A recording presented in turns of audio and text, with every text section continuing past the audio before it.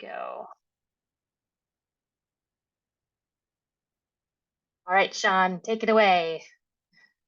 Hello, everyone. I am going to tell you about our program at the Washington State Library, about our digital newspapers program. I'm going to see if I can get my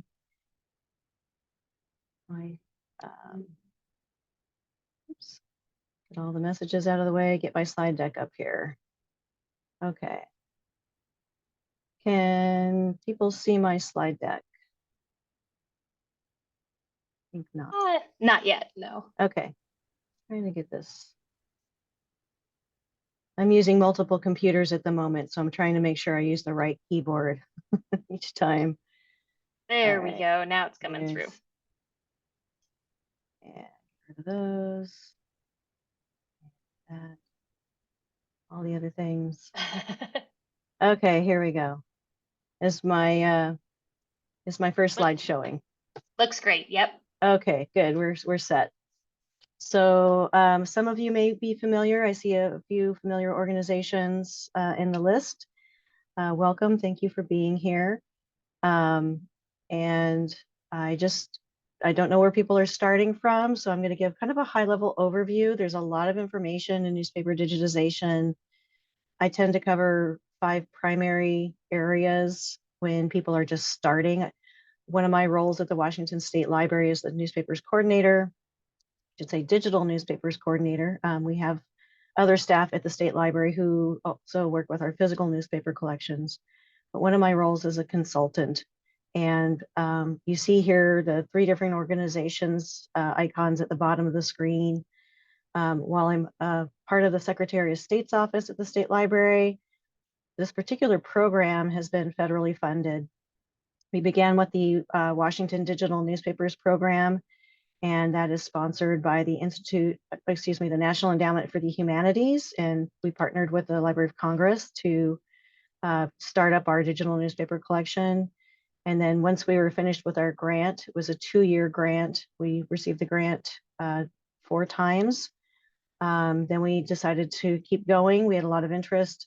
And so we now, my position is funded by the Institute of Museum and Library Services, which is a perfect fit for me to be able to talk to libraries and museums and other cultural heritage organizations.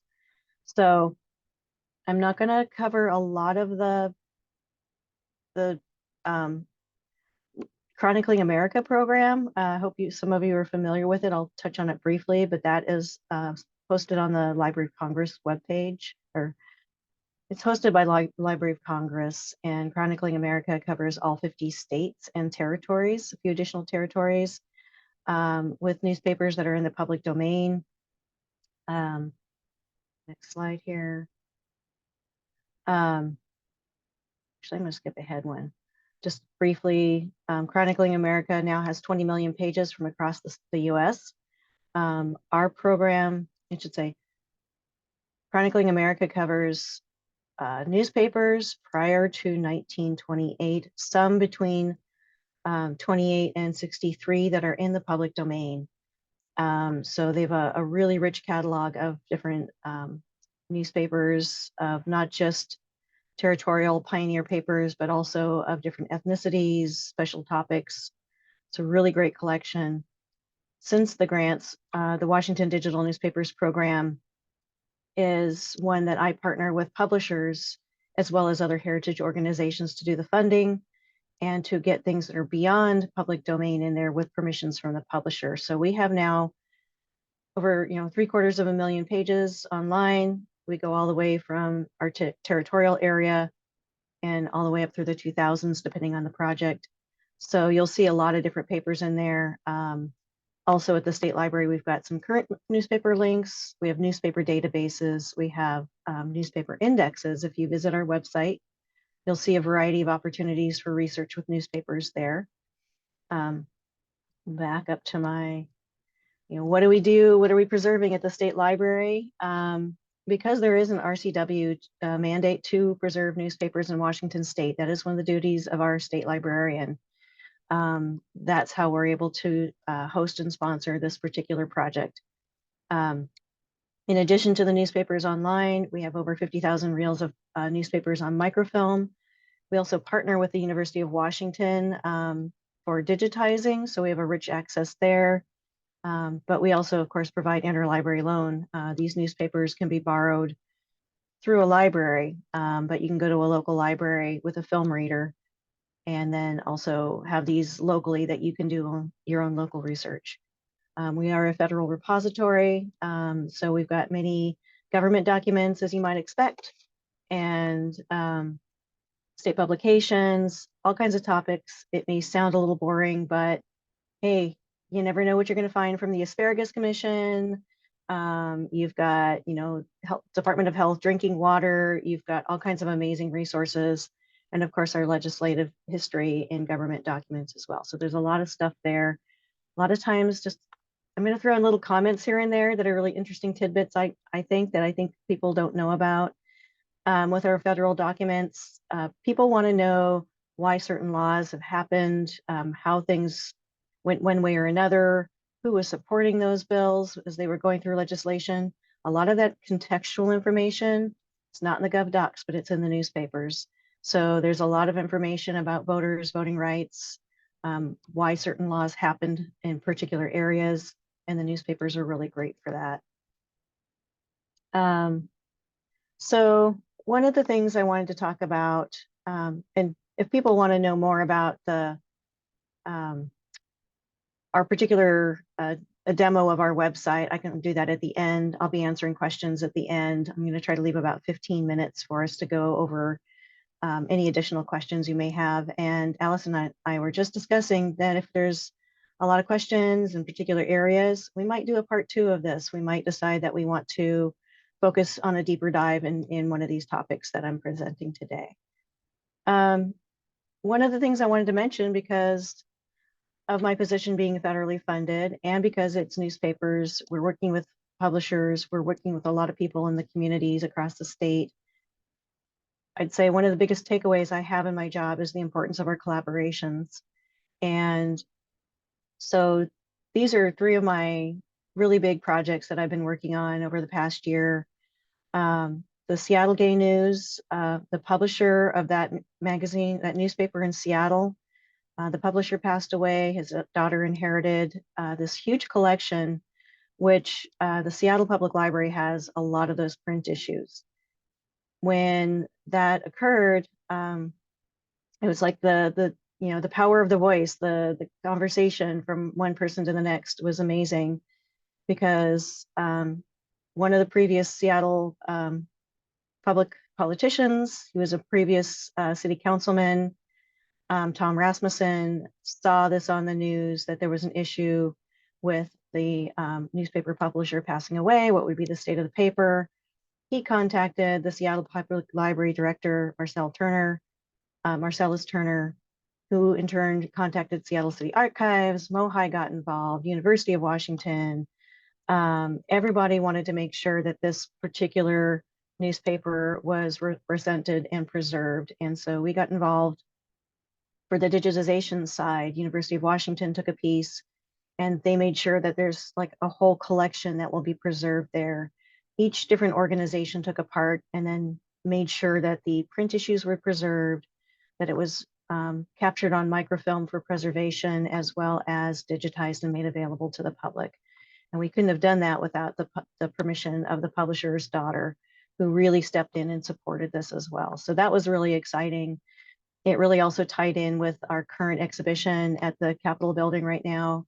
In the Secretary of State's office, there's a group we have, Legacy Washington, and they provide a lot of exhibits there. Their current exhibit right now is Love Equally, about marriage equality in Washington and the anniversary of that. And we had a lot of those issues available for that launch that happened in February. Kashmir Museum, the community was really excited to, publish their local paper. They were starting out with a directory of local businesses. Where are these businesses? Have they gone? Are they still there? And by creating this directory, the volunteers realized that they needed to raise some funds, and they raised an amazing amount of money and got the permission of the publisher. And we have digitized, as you see, from 1907 through 2020, that we have up online on our Washington Digital Newspapers page. And tomorrow, actually, at this time, I'll be presenting to a similar organization because they're doing similar things, that they're getting community support. And so I've done presentations for Kashmir Museum. Tomorrow I'm doing one for Grandview. And so that part of my consultation is also to kind of help bring these projects to life as best we can. And the Anacortes Museum, just today I finished digitizing, exporting the last of some missing issues that were lent to us by the Anacortes City Museum. University of Washington found that there were some microfilm reels that were missing, and we gathered together, we talked to the museum, and so we've been able to capture those missing issues as best we could on microfilm.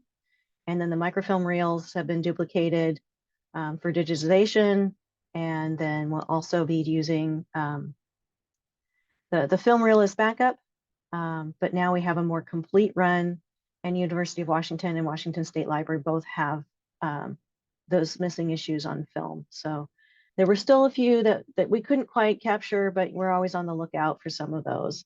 But those are some really good partnerships and collaborations we've done. The last one, Anacortes, is one that I'm especially excited about too, because they've been in regular contact with me. And right at the beginning of the pandemic, they were able to put together a really wonderful online exhibit using the newspapers, capturing some of the images from the digital images we had provided for them. Some they captured from the papers themselves. But they're really a great example of finding ways to use the digital collection, the online collection from the State Library site, to create new exhibits, whether online or in person. And they use this daily, they use our catalog daily to add additional information that they've had a difficult time pinning down. They use it regularly in their cataloging. They've got some really amazing murals that they enhance the collections with oral histories that might be on a podcast or something that someone can download on their mobile phone. They've been doing some virtual reality tests and different things that will make their community exhibits more interactive and reach a broader audience, different ages, and a variety of educational materials.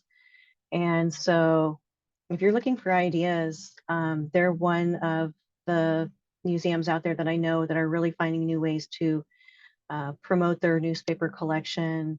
And they had an amazing relationship with their publisher, Wally Funk, for many decades.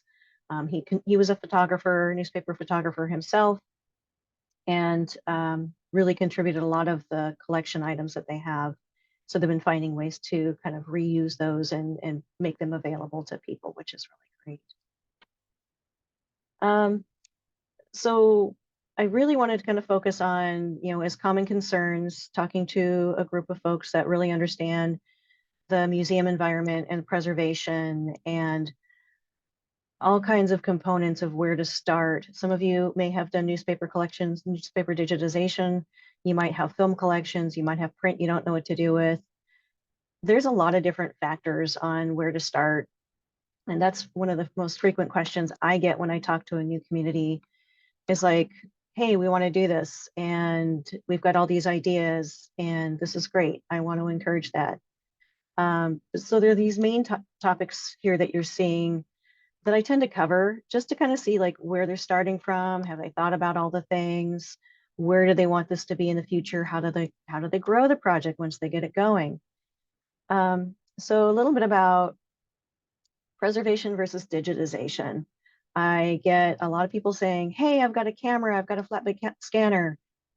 We're going to do all these newspapers, which is great, but also being aware of once you get these scans, do you know that they're going to be viable with future formats and future systems?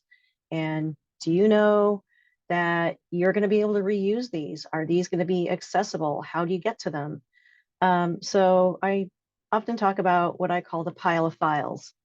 And so that's why I found this cute little icon, because that's what you end up starting with. You do all the scanning, you get the images, and then what?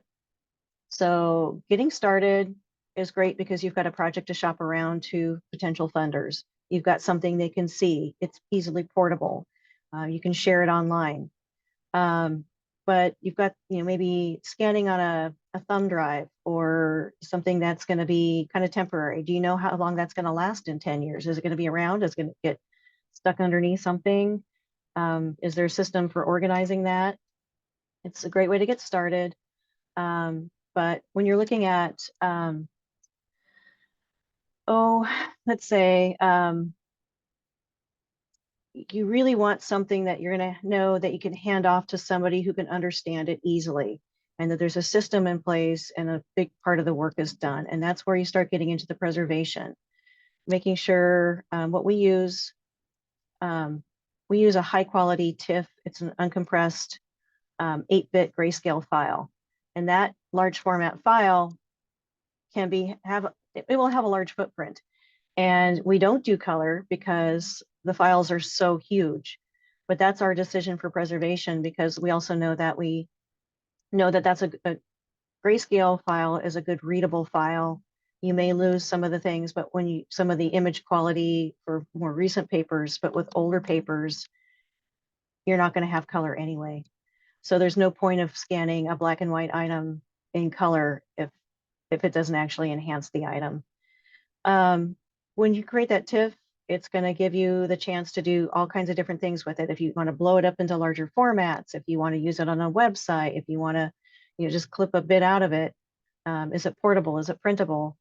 When you start getting into a preservation level file, you can do any of those at any point much more easily than if you have a lower resolution file. So making sure that you understand the difference between the digitization and the preservation, and talking to your volunteers, talking to your staff about those great ideas, and making sure that they will translate to future generations and future purposes. So one of the preservation resources I really, really like, and I shop it around, tell everyone about it whenever I can, is from the National Digital Stewardship Alliance.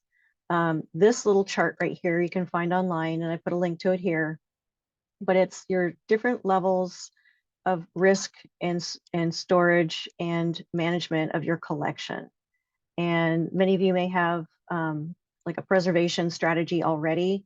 And, but this is a really nice, easy way to kind of show, okay, here's where we're at. We're generally not going to be in one column. We might be in several columns, but it's a way you can say, okay, we've got this. Here's where we can improve. Here's where we need to find some resources. And here's where we can start talking to our funders and our donors about why we need certain things, making sure that collection is really going to be managed well into the future. Another good one is the Northeast Document Conservation Center. I just put the general link right there. And that's going to be just a wealth of knowledge that will handle questions about print as well as digital. And every once in a while, I get questions about the print as well. Most of this will focus on the digital, but I understand in order to get to the digital, you have to assess your print and your film first. So don't forget to look at all those pieces when you're starting out on a project, rather than just jumping into scanning. And as part of that, when you jump into that scanning point, when you're ready for that, make sure that you're aware of the image and metadata standards. These will get you a long way, and your organization might need to, prepare the content, the digital files for a particular software system or cataloging system. But if you don't have one, that's something else where I can talk to people about what's important in systems. I have a little thing about vendors, picking vendors at the end of this. But your system, if you have one in place already, will already have certain aspects that you'll want to look at to record all this information. But your image standards, as I mentioned, the TIFFs will let you do, you can transcode to and create JPEG files for the web. You can create PDFs for storage. You can create any number of things if you want to just print something or clip an article for it. And then your metadata standards, we use the Metz Alto from Library of Congress. And that allows us to create a certain structure because newspapers have a hierarchy.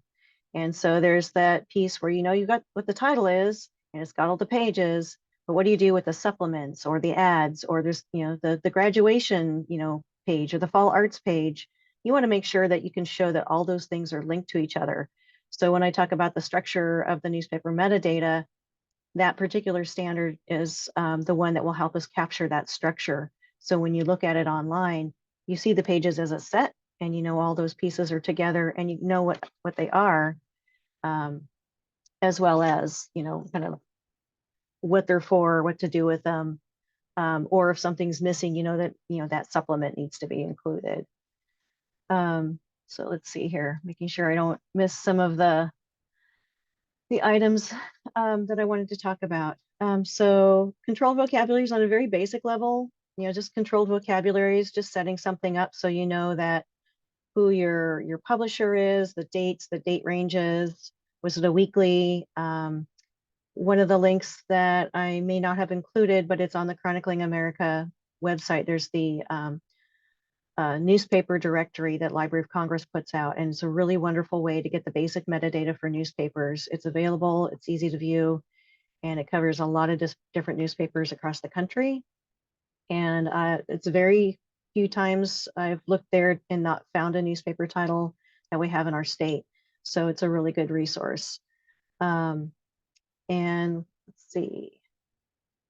So copyright resources are one that we always get asked. And of course, the disclaimer, I am not a lawyer.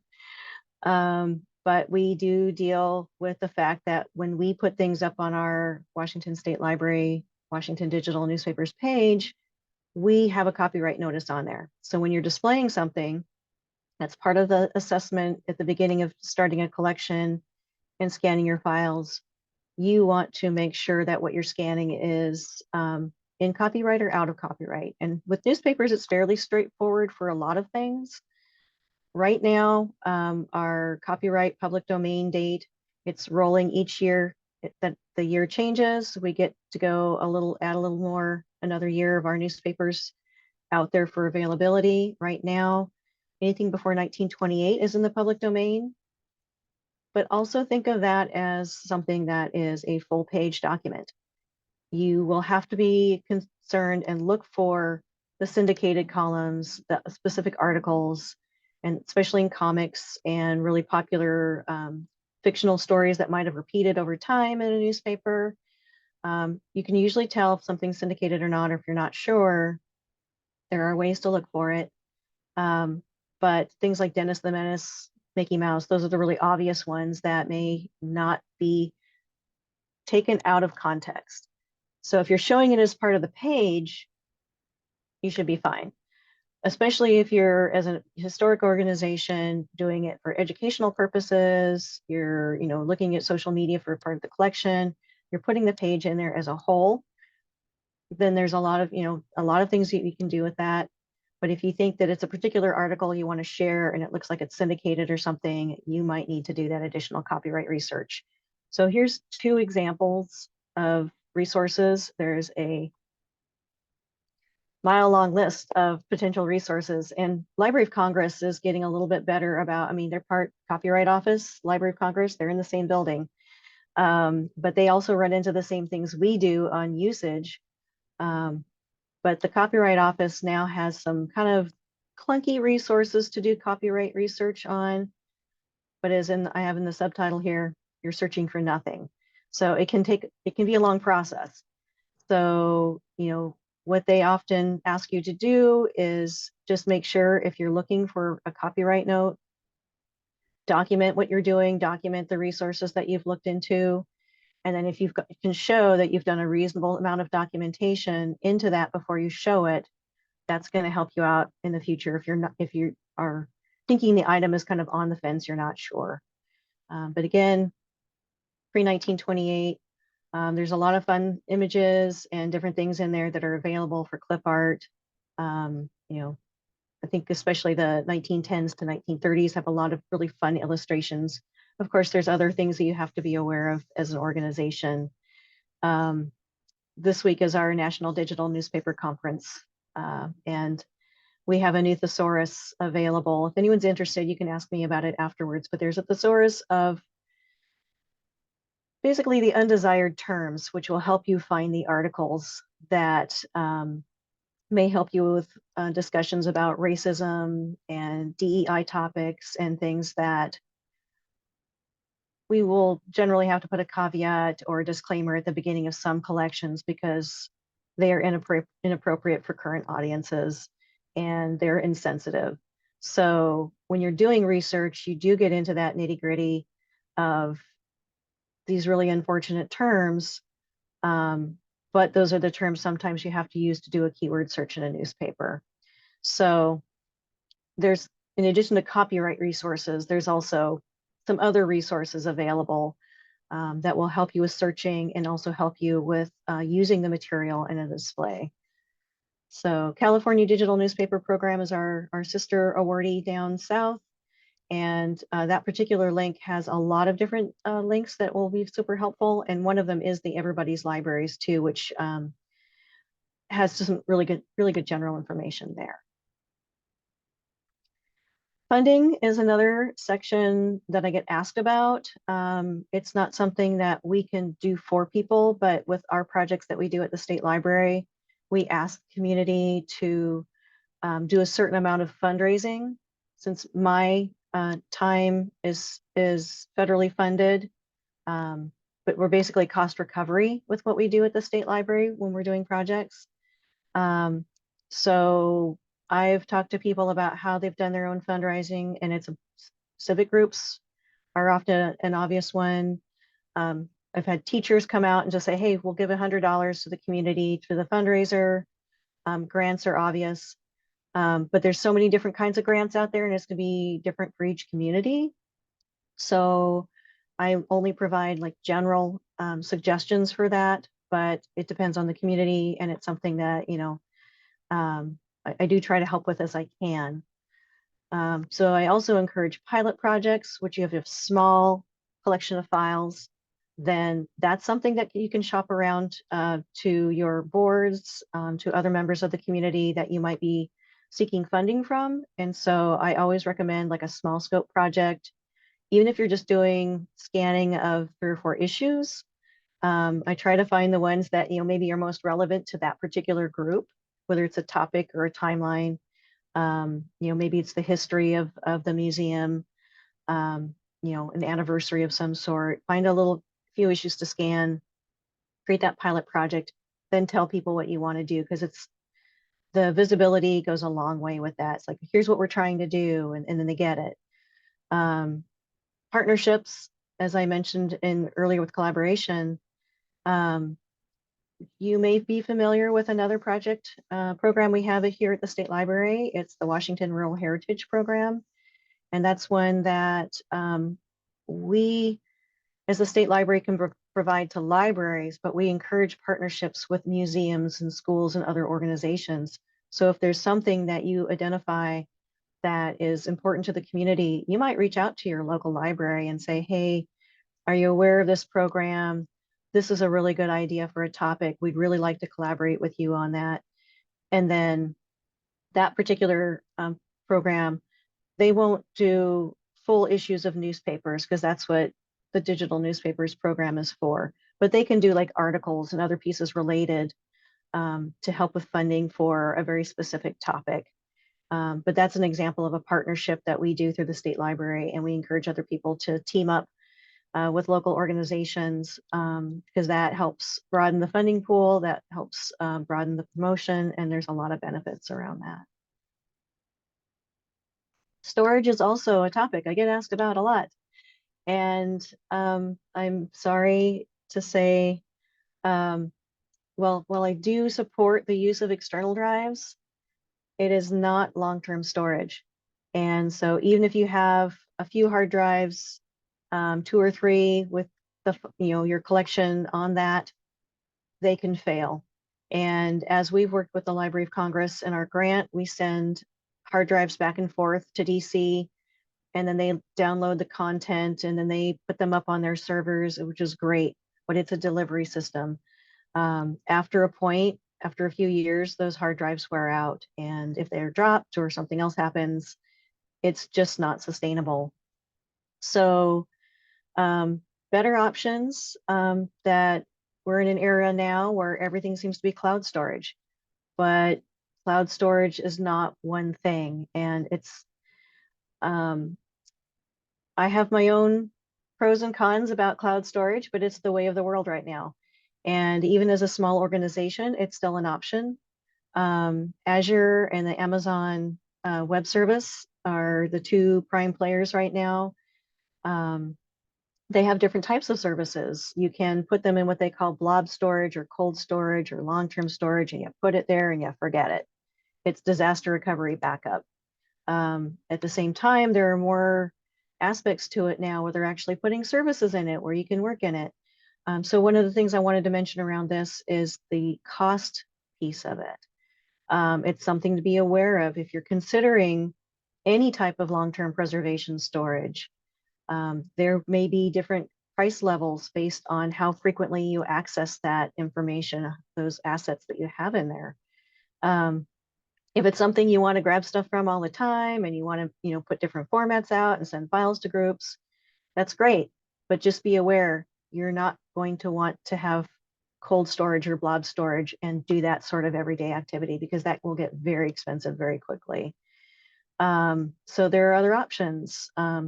If you're lucky enough to have an IT staff, great, that's amazing, but that's not always an answer to everybody's solutions.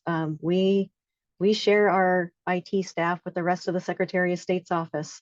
And let me tell you, I'm not looking forward to the elections year because that IT staff is going to be super busy and preserving our elections and preserving the information and making that environment secure, which is really important. So I'm trying to get all my projects down early with what I need my IT staff for. But many times they can help you with advice. They can point you to resources. They can let you know what's available. So if you're able to get your own server and have some technical skills, there are ways that you can just make sure that your server is backed up. Most computers will have different storage levels too, but you want to make sure that those files are not just all like on one computer. You want to make sure that there's another server somewhere else offsite. As we all know, offsite's one of the best ways to preserve our collections that we have, and in multiple formats. So for example, if you have the space, which I know is a prime real estate, but if you have the space, keep that print as long as you can, one copy. Have it on microfilm. Microfilm is still a viable option because in theory, you've got a light source, a magnifier, and you've got the film, and you hopefully will store that film in cool storage in a dark place. But that will allow you to have another format that you can scan from if you need to. So a lot of our projects that we do for the NDNP grant or for our local program when we partner with UW, we scan a lot from microfilm. Number one, because it's less expensive. It's faster, it's easier to work with. But if you've got copies of microfilm that are used daily every day, they've got scratches, there might be a slight tear. You want to make sure that you know where there is another microfilm reel available. I deal a lot with the microfilm masters. University of Washington has an amazing collection of microfilm negatives, which we pull from, and they have them stored offsite. We also, through our sister division, State Archives, some of our master negatives are over there. And one of the things that I keep track of is where are those microfilm masters across the state and which organizations have those. I invite you, if you've got microfilm negatives, I'd love to know if you've got newspapers as masters on master microfilm, because then at least I know mentally if somebody across the state is missing a reel of film, we know that there's a replacement somewhere. So I also work with Eastern Washington University and Washington State University, just to kind of make sure that I have an idea of who's working on what. So storage, multiple formats, offsite, I think that's probably pretty common with this group that you guys know that. So, but it's the same thing with the servers and the files. Access and web hosting. That's one of the things that many people, when they say, hey, we're going to scan these files, we've got this project, we're all excited. How are you going to display it? How are people going to see it? Have you thought about that? That's where that pile of files comes from. It's like, okay, you got the pile of files, but how do we look things up? Some people, if they know it's copyrighted content, they'll just have a computer available in their organization and people can come in and they can do their research on that computer. And they know, I've got a particular topic, I'm going to come in, I can make an appointment when during the open hours, and I'm going to do my research here. And that's a great way to do it. That's still a very viable option. The image here is just kind of a little collage screenshot of our website. If you do want to do your own web hosting and work with a vendor, this is one of the things where you want to ask them a lot of questions about what kind of data can be searched on. There's some obvious, dates and keywords, but do you want to be able to search on location? So there's a little map in this image, and that map is an interactive map that people can click on the county and they can search by county. They can search by subject if we want to tag them. The OCR that we have that we use is great and does a lot of advancement for allowing full text search, but they also, have what they call dirty OCR, which of course is not, it's just the page is dark or there's, spots on the newspaper page. If it's torn, that OCR just isn't going to read it. So with our particular website, we have a feature called the text correction, and you can see some of the contributors that sign in. The only thing we use our website registration for is to allow people to save their history searches. If they want to do a large project, they can save their searches and come back to it later, or they can do the text correction. And I'm the only one that has administrative access to that registration other than our vendor, and they're not going to sell the data. They're only there to help me support the website. So if people want to sign in and register, this particular web host will allow these other features that people find really popular. So there's features and things when you look at different groups to see, what's important to you, what do you want to be able to add in, because it's also a lot of additional information that people can do research with. This also allows me to put a title in, a title page for my newspapers, and there's a historical essay that goes with it. So people can gain additional research information just by looking at that essay that we include on that one page. So there's a lot of different ways that people can get information, not just looking at the newspapers, but contextual information and different ways to find it. So there's some things there to consider. And so here's my questions for vendors, and this will be available to you. I've sent Allison the PowerPoint deck, so this will go out for people to view. You don't have to write it all down. But these are the things that I talk to people about when they're just trying to get their head around what to ask a vendor. When I say things like secure facility, if you're sending your newspapers there, is it clean? Is it going to be secured? Nobody's going to go in and mess things up or damage things. Who are their other customers? Will the vendor have examples and then allow you a customer reference that you can go and talk to those other people who have used their products and did they like them? Turnaround's very typical of like sending things there and back. Costs, of course. The licensing limitations, sometimes when you're looking like at a software, even just to do your cataloging on, there might be only 1 or 2 people allowed in the system at a time. Even when you're working with a larger vendor and display, we partner with newspapers.com and Ancestry, and we have a 3-year embargo for all the content that they digitize for us. But while that embargo is in place, we still have access by allowing people to come into the state library and they can sit at one of our computers. And our license says it'll be up to 50 people can view the content at once. Well, we're generally not going to get to that at the same time. because people are also going to the newspapers.com and newspapers.com website and seeing the content there. So it's not that it's inaccessible for 3 years, it's just being used by the people that digitized it for us, and then we'll be able to host it on our website. But that's why when you're working with other vendors, you might want to, depending on the situation, ask if there's any limitations around that. So, so you'll have that you can hopefully get you started thinking about those things. And again, I'm also available for questions, not only just after this program, but in the future. People can contact me if you've got more specific questions about that. And in the future, there's a few things I just wanted to mention is ways to use newspapers, ways to use the content and help promote the collections that you have around newspapers. Anacortes is one that's using the podcasts and the mobile apps for their murals. Research, there is a National Endowment here for the Humanities program called Excitement. That's their website for K through 12 teaching. So there are lesson plans and different teaching topics, which leads into National History Day, which I'm sure many of you are aware of and participate in.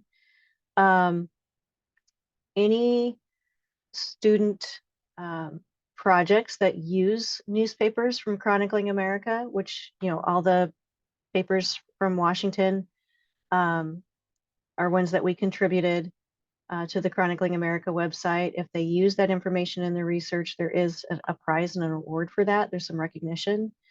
And that incitement page is a great guide to use for some of those topics for those projects as well. We've been working with a lot with University of Washington students at the library school, the iSchool. And last year we worked with a capstone student team. They helped provide a different interactive map that people could use for social justice topics. So they had different topics in there that we used and tagged. And so people could look things up by, African-American newspapers, labor and industry papers, different types of topics so they helped create a project for their graduation that also utilized our database collection because newspapers have such a huge, set of content. It's great for student projects and data visualizations or data mining or things that a lot of college students, graduate students are doing these days, as well as the traditional, I just want to find out, who the populist president was in the 20s. So there's a lot of different ways that you can approach using the information.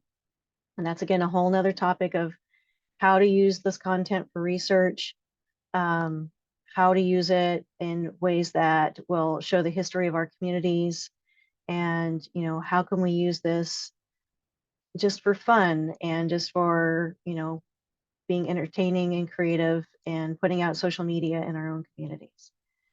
So I think that there's a lot of information there in a pretty short amount of time. I am open for questions, and I'm sure I probably skipped and missed a lot, but I look forward to hearing what your thoughts are on all of this information I just presented.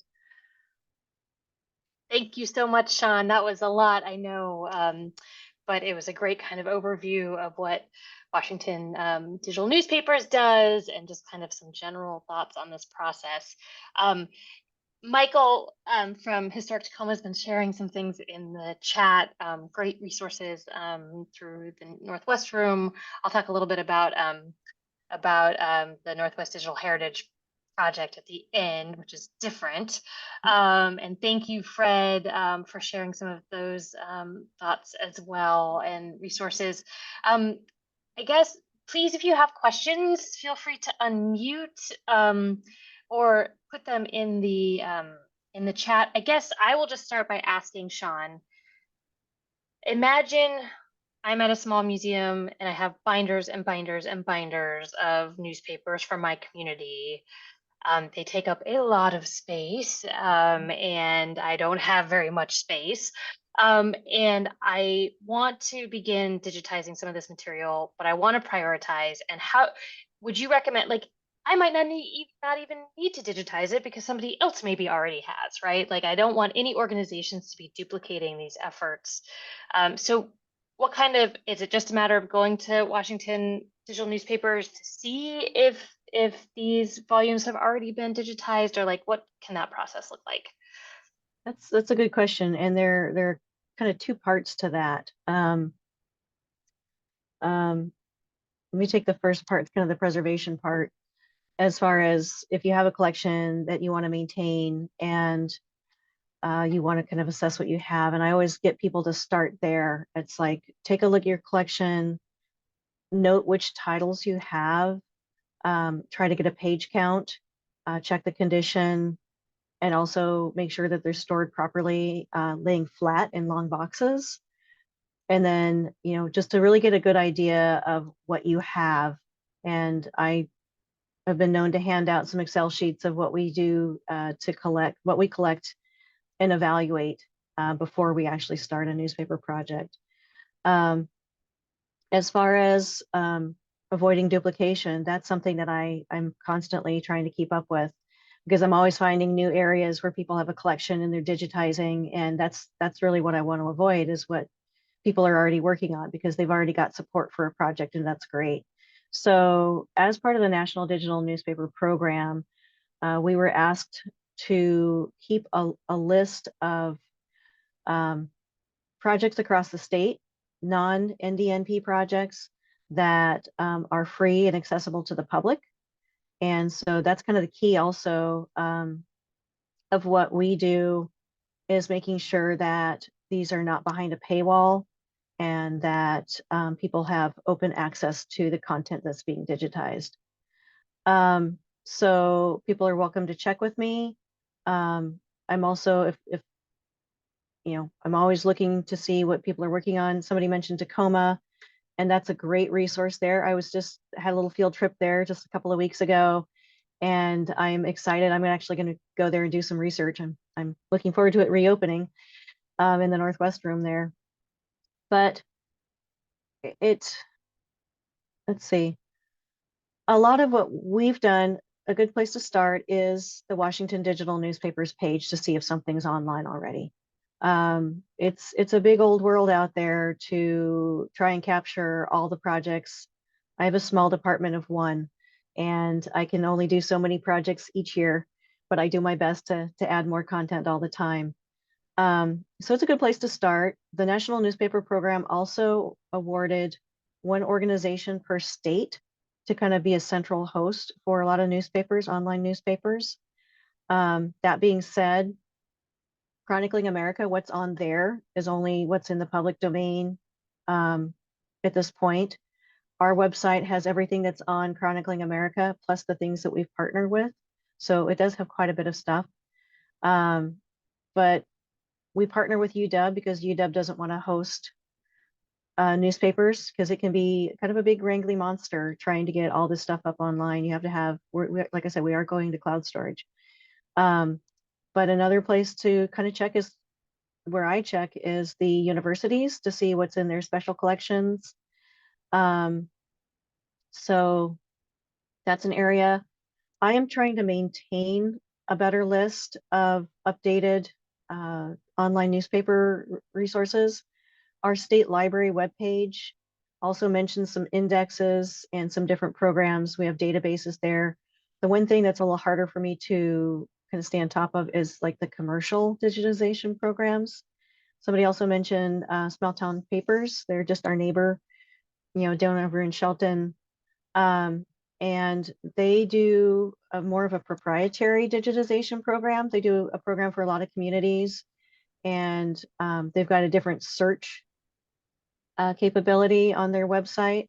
So if they have done something, I try to make sure that we have not done what's there. But they do have a different approach to how they display it to the public. And so that's probably another good place to start, to see if they've got something online there. We may link to it. So we've got a list of current papers on our website, and I try to link to what other online resources are available. And those also might refer to more contemporary newspapers. So Those are a couple places. It's a good That's question. great. Yeah, no, Yeah. that's great. You know, we don't, it's too much work and too much money to have multiple digital versions of the same thing out there. So, Yeah, so that's why we try to centralize. But yeah, there are things out there that I'm aware of, and if people want to let me know of a collection that may not be on our site, I'm more than happy to listen. okay, that's great. That's great. Okay, so we have a couple more great questions from Ryan asking about microfilm masters, and I was also interested to hear that you recommend hanging on to those microfilm masters because, well, who has machines to read them anymore? I mean, I know That's they a exist, but challenge. but for Yeah, instance, do you work with silver? This is a very technical question. I'm impressed, Ryan. For instance, do you work with silver halide as the preferred format? I think I'm saying that correctly. It would also be great to hear any insight. For digitizing the microfilm, including if you encounter images to be rescanned. So yeah, does that's a that? great question. And yes, our masters are silver halide. With the state archives and also at University of Washington, they might call it something slightly different, but essentially there's an archive master and a print master. And both should be, the silver halide is the better preservation format because it's not gonna, hopefully it's gonna last longer. It's not gonna turn to dust or vinegar. So that's what we're using now. And with the archive and then the print master, we have what we at the library call the service copy. And that service copy is the one that's the positive format. So it'll read normal with, black on white background. And that's the one that can be handled. And that's the one that gets the daily use. So here at the State Library, when you come in and you see those cabinets full of microfilm, those are going to be the positives, the service copies that we use and make available. Um, we digitize from the print masters. The archive master should never ever leave its location. And then if we have to, we'll scan from a service copy from a positive, but only if we cannot find it in the other formats or you know it's just because it's got more scratches. It may be more difficult to read once it becomes a digital file. And then what else was going to say? But the challenge is definitely more and more places are getting rid of their film readers because they are expensive to maintain, and I get that. So like if you're in Chelan or Wenatchee, or I mean, excuse me, Chelan or Leavenworth or someplace, you might have to go to Wenatchee to go to the library to view that microfilm. But we do try to, if you're not sure where there's a film reader, we do try to help people locate a reader in their region. And if it's just an article, if you know exactly what it is, something really specific as far as an article goes, we might be able to find it for you at the state library. You can refer people to the state library or to your local library to have help with either getting a master, not a master, but a service copy through interlibrary loan. We have had to refilm some things. So one of the projects I'm very excited about is, if anyone's familiar with the Rock magazine slash newspaper from the 90s in the Seattle area called The Rocket. It's one of the newspapers that really highlighted the bands of the time, like Nirvana and Soundgarden and the Chili Peppers and all those bands that were coming up at the time. That newspaper, we have permission from the publisher. Yes, you're welcome. We are excited. I'm working with University of Washington. They did refilm that for me because I went there and looked at the film and it was so dark. I said, please refilm this. And they did. So it is now on its way to being digitized. And I'm hoping that maybe by the end of the year, we'll have that available. It may be under embargo. We're still trying to figure out if we can buy out that embargo for that particular title and make it available sooner, but it will be there on our website. So, but that's an Awesome. example of why we might have to refilm something. Refilm it. Yeah, that's great. Okay, Mhm. we are at time, but I want to quickly, Ryan had a great, oh no, yes, Ryan had great questions. Raymond had a question, and I want to preface it by saying, for those of you who don't know, our head of collections here at the Washington State Historical Society and I host a monthly open office hour where you can just pop in on a Zoom. It's the same Zoom link every week. It's on our website to ask questions about collections care. And Raymond, this question is an excellent question for that space as well. But I'm dying to hear Shawn's feedback on, yeah, newspapers. Many of them have been folded, right, and for decades and decades and decades. And so, any hot tips for how to minimize breakage or tearing as you try to unfold things to scan them? Yeah, it's a really good question. And that's something I find a lot of times something's just been stuffed in a corner or in a bag. Or my worst case scenario was one set of newspapers from the late 1800s that was on, it was literally nailed with standard nails to a stick. And there was glue and there were just other things. And unfortunately, we could not digitize that collection. We sent them to a conservator. Um, in general, though, very gently unfolding. Um, if it's a little bit of a crease, we have actually used a sheet on top of a newspaper with a very cool iron to kind of iron out a little bit of the crease. But if they're really crispy, really brittle, you want to be super careful if you've got like a acid-free board or something to kind of place between the sheets and gently unfold it. There are ways to do that. They do make kind of I think it's an acrylic or a mylar sleeve. If you've got a special edition or something like that, that you could put those in. One of the best pieces of advice that I received is a big plastic storage container. And if you unfold those and put the lid on the container, that can help them relax a bit. It's not going to get rid of the crease, but it might, that residual, atmospheric moisture in that container might help them relax a little bit. But in general, if you're going to move them around, make sure you've got that long archival box as soon as you can get one. With archival paper, make sure that any sticky notes, staples, etc., are removed. I've seen people making notes and putting sticky notes on there. Well, that can remove the text. Um, note the page and the column number on a separate sheet of paper if you need to make notes on it. But just if you can, very gently unfold those and lie them flat as early as you can. And we know how expensive big archival boxes are. So keep an eye on the discounts from, our archival purveyors, and sometimes it's the shipping that kills you. I know it's such a battle for everyone, but as soon as you can get materials, collection materials properly housed, it's ideal. So we're going to say goodbye really quickly. Michael mentioned the Washington Northwest Digital Heritage Project, which is colleagues of Shawn's in Oregon and in Washington. They are harvesting collections materials from organizations all over the Northwest to go into this big mega digital archive. I The would probably horrify DPLA, them. the The Digital Public DPLA. Library in the sky. So, but here's what you need to know, and what I can't wait to bring, a resource I can't wait to bring to all of you. We know that many of you use Past Perfect as your collections management database, not Content DM or some of these more robust systems. And so our colleagues in Oregon are working on putting together a manual that will help you go back into your data collections database and clean up all of the data so that your content will be able to merge into this awesome project. That may make no sense to you. But anyway, it's an exciting thing that's going to hopefully help make this more accessible to smaller organizations who, those databases, you've had 500 volunteers over the course of decades working on this stuff. And so consistency isn't always easy to achieve. So stay tuned for that. Thank you so much, Shawn.